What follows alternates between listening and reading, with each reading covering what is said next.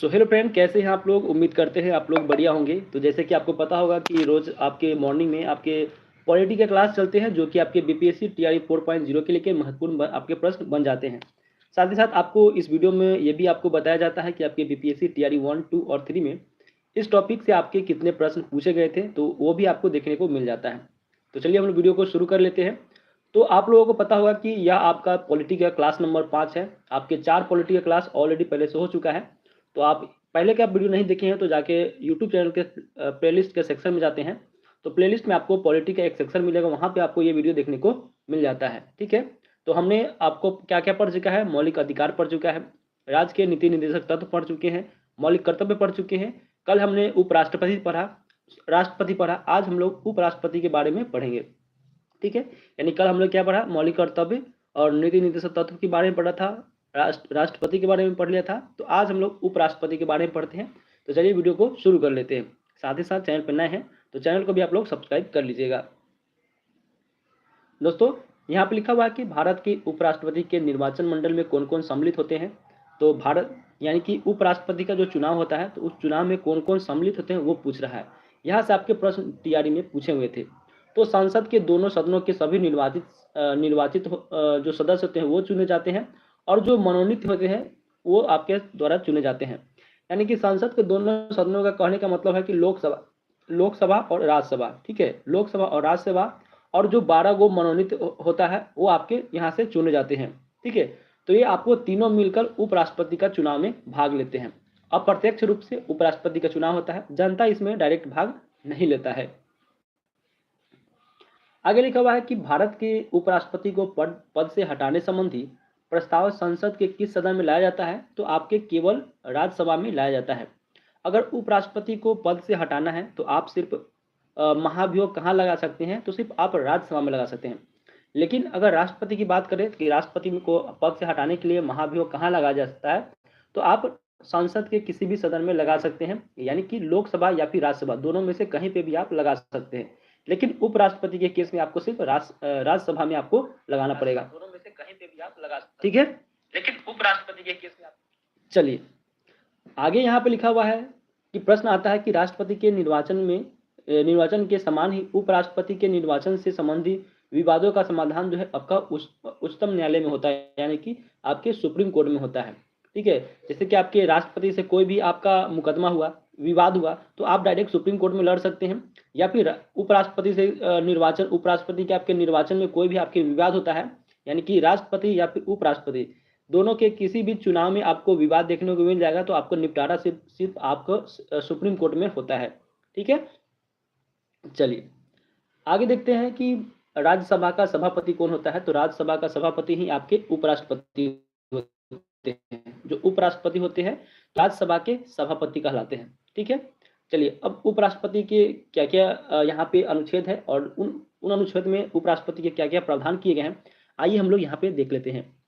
तो अनुच्छेद 63 में कहा गया है कि भारत के लिए एक उपराष्ट्रपति का प्रावधान किया जाएगा, यानी कि भारत में एक उपराष्ट्रपति होंगे। ये आपके अनुच्छेद 63 में कहा गया है। अनुच्छेद 64 में कहा गया है कि उपराष्ट्रपति का राज्यसभा पदेन सभापति होता है, यानी कि उपराष्ट्रपति जो होता है राज्यसभा का पदेन सभापति होता है। 65 में कहा गया है कि उपराष्ट्रपति द्वारा राष्ट्रपति पद से आकस्मिक रिक्तियों अथवा उसकी अनुपस्थिति में राष्ट्रपति का कर्तव्य का निर्वहन करेंगे। यानी कि अनुच्छेद 65 ये भी कहता है कि अगर भारत के राष्ट्रपति नहीं होंगे और उनका पद खाली होगा, तो उस समय उपराष्ट्रपति जो है भारत के राष्ट्रपति का कार्यकाल संभालेंगे। ठीक है, यानी ये कार्यभार संभालेंगे। तो ये आपके अनुच्छेद 65 में कहा गया है।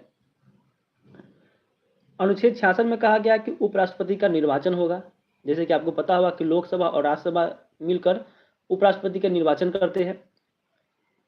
अनुच्छेद 67 में कहा गया है कि उपराष्ट्रपति का कार्यकाल 5 साल का होगा। तो कितना कार्यकाल होगा, 5 साल होगा। ये आपके अनुच्छेद 67 में कहा गया है।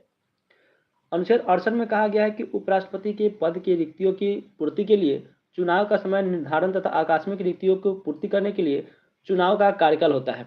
ठीक है, तो ये आपके अनुच्छेद 68 में कहा गया है। 69 में कहा गया है कि उपराष्ट्रपति द्वारा शपथ लिया जाएगा।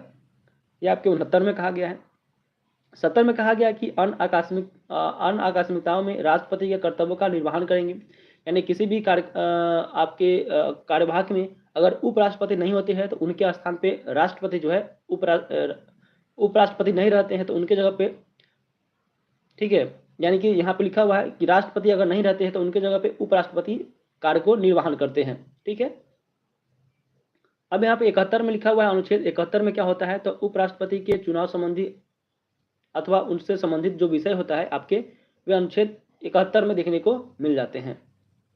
अब यहाँ पे प्रश्न आपके दो पूछते हैं कि भारत के उपराष्ट्रपति कौन है, तो आपको दो याद करना है कि सबसे आपका प्रथम भारत के उपराष्ट्रपति आपके डॉक्टर सर्वपल्ली राधाकृष्णन है, जो कि 1952 से 1962 तक रहे थे। ठीक है, डॉक्टर जाकिर हुसैन आपके दूसरे नंबर के उपराष्ट्रपति थे, 1962 से 1967 तक थे।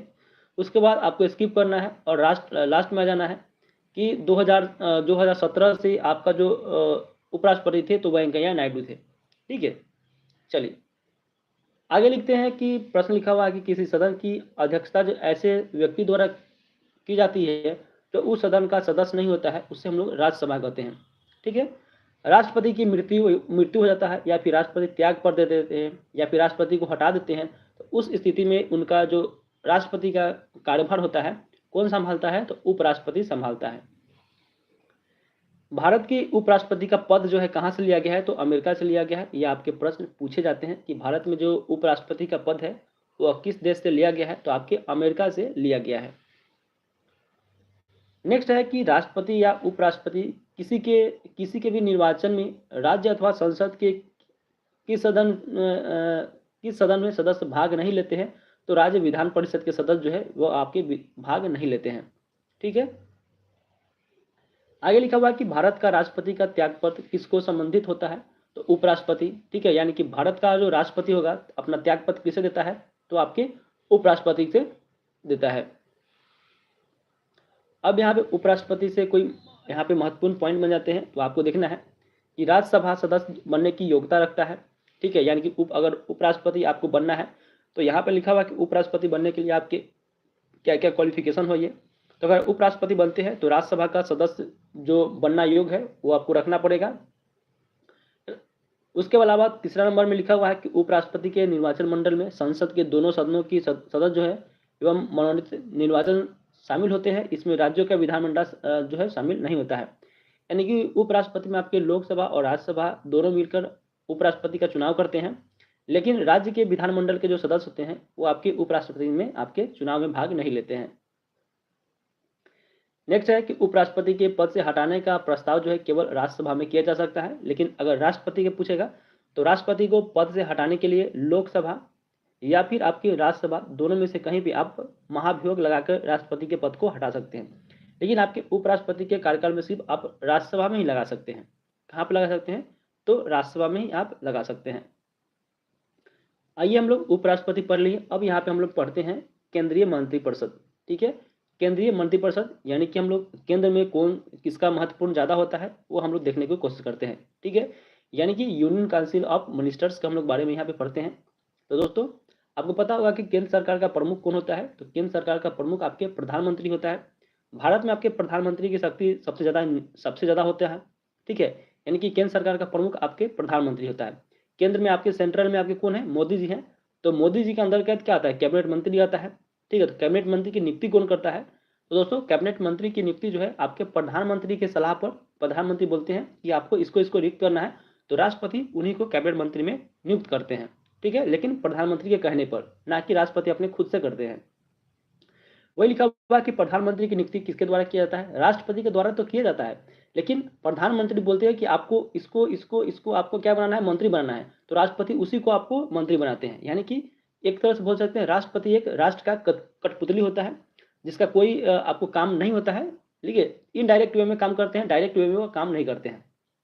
अब भारत के प्रधानमंत्री बनने के लिए आपको न्यूनतम आपकी आयु की बात करता है तो आपके 25 वर्ष होना चाहिए। यानी कि प्रधानमंत्री कौन बनता है, तो प्रधानमंत्री आपके जो लोकसभा के चुनाव लड़ते हैं, वो क्या बनते हैं, वो सांसद बनते हैं, क्या बनते हैं, एमपी बनते हैं। एमपी बनने के बाद आपके जो एमपी उस सांसद दल का सबसे वरिष्ठ नेता होता है, वरिष्ठ या फिर उस एमपी द्वारा चुना जाता है कि हाँ इसको हमको प्रधानमंत्री बनाना है। तो प्रधानमंत्री की उम्र की बात करें तो 25 वर्ष, या फिर आपको पूछ देगा कि लोकसभा बनने के लिए आपके न्यूनतम उम्र कितना चाहिए, तो 25 वर्ष चाहिए। वही राज्यसभा में आपकी लोकसभा में कितना 25 वर्ष। अगर वही राज्यसभा की बात करेगा तो राज्यसभा में आपके 30 वर्ष चाहिए। राष्ट्रपति के लिए बात करेगा तो राष्ट्रपति के लिए आपके 35 वर्ष चाहिए। वही उपराष्ट्रपति के लिए बात करेगा तो उपराष्ट्रपति के लिए भी आपके 35 वर्ष चाहिए। ठीक है, चलिए अगर विधानसभा की बात करेगा तो विधानसभा में आपके 25 वर्ष चाहिए, यानी कि आप कोई भी मान लीजिए कि मुख्यमंत्री का आपको उम्र चाहिए तो मुख्यमंत्री आपके 25 वर्ष चाहिए, क्योंकि मुख्यमंत्री आपके विधानसभा के अंतर्गत आते हैं। विधायक की बात करेगा तो विधायक आपके उम्र 25 वर्ष चाहिए चुनाव लड़ने के लिए। ठीक है, तो यहाँ से भी उम्र संबंधी आपके प्रश्न पूछे जाते हैं। आगे लिखा हुआ है कि यदि भारत के प्रधानमंत्री संसद के उस सदन के सदस्य हैं तो क्या वे अविश्वास प्रस्ताव स्थिति में पक्ष में मत कर सकते हैं, तो वे नहीं कर सकते हैं। अगर प्रधानमंत्री अगर उस सदन के हो, यानी कि उस सदन करने का क्या मतलब है, यानी कि राज्यसभा। ठीक है, राज्यसभा आपको उच्च सदन क्या आता है और लोकसभा आपके निम्न सदन में आता है। ठीक है, तो उस स्थिति में प्रधानमंत्री अविश्वास प्रस्ताव में पक्ष नहीं ले सकते हैं। संसदीय शासन व्यवस्था में वास्तविक कार्यपालिका किसके अधीन होता है, तो आपके प्रधानमंत्री के पास होता है। जो वास्तविक कार्यपालिका होता है आपके शक्ति आपके प्रधानमंत्री के पास होता है। लोकसभा में अविश्वास प्रस्ताव करने के लिए लोकसभा की सदस्यों की न्यूनतम संख्या कितनी होनी चाहिए, तो 50 होनी चाहिए।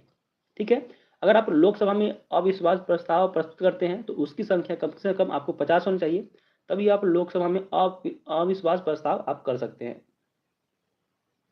आगे लिखा हुआ है कि भारत का प्रधानमंत्री सामान्यतः किस सदन का सदस्य होता है, तो लोकसभा का होता है। ठीक है, यानी कि भारत का प्रधानमंत्री आपकी लोकसभा जो एमपी होते हैं उन्हीं का एक नेतृत्व करते हैं, यानी कि लीडर होते हैं, उसको हम लोग लोकसभा बोलते हैं। लोकसभा का चुनाव हुआ था इस बार। ठीक है, यानी कि बिहार में अगर पूछेगा कि लोकसभा का सीट कितना है, तो बिहार में आपके लोकसभा का सीट आपके 40 हैं। ठीक है, चलिए आगे लिखा हुआ है कि भारतीय संविधान के अनुच्छेद 75 में प्रधानमंत्री एवं अन्य मंत्रियों की नियुक्ति मंत्रिपरिषद के आकार एवं उत्तरदायित्व का निर्धारण करता है। तो अगर पूछेगा कि प्रधानमंत्री की नियुक्ति और मंत्रिपरिषद का नियुक्ति कौन से अनुच्छेद में होता है, तो अनुच्छेद आपके 75 में यहाँ पे देखने को मिल जाता है। यह भी प्रश्न आपके पूछे हुए एग्जाम में है। आगे लिखा हुआ है कि मंत्रिमंडल के कुल मंत्रियों की संख्या प्रधानमंत्री सहित लोकसभा के सदस्यों की कुल संख्या का 15% से अधिक नहीं होगा। ठीक है, यह कब कहा गया है, तो 91वां संविधान संशोधन 2003 के द्वारा। अब यहाँ पे समझने की कोशिश करेंगे कि 15% यह क्या कर रहा है। यानी कि मान लीजिए कि लोकसभा के सदस्यों की संख्या x है। ठीक है, कितना है, लोकसभा के सदस्यों की संख्या x है, तो x का 15%, यानी कि x का 15% ही क्या होगा, x का 15% ही आपका मंत्री को चुना जाएगा। यानी कि ऐसे भी हो सकता है ना कि मान लीजिए कि एज फॉर एग्जाम्पल ले लेते हैं कि आपको लोकसभा की सदस्यों की संख्या कितना है, 545 है। कितना है, 545 है, मानते हैं लोकसभा के सदस्यों की संख्या 545 है। तो इसमें जितना भी मेंबर है 545 है, तो सिर्फ इसका जो है 15% क्या कहता है, 15% ही आप क्या कर सकते हैं, इसको मंत्री बना सकते हैं। ठीक है, अगर ऐसा रहता है तो 545 को ही मंत्री बना देता, लेकिन ऐसा प्रावधान नहीं है।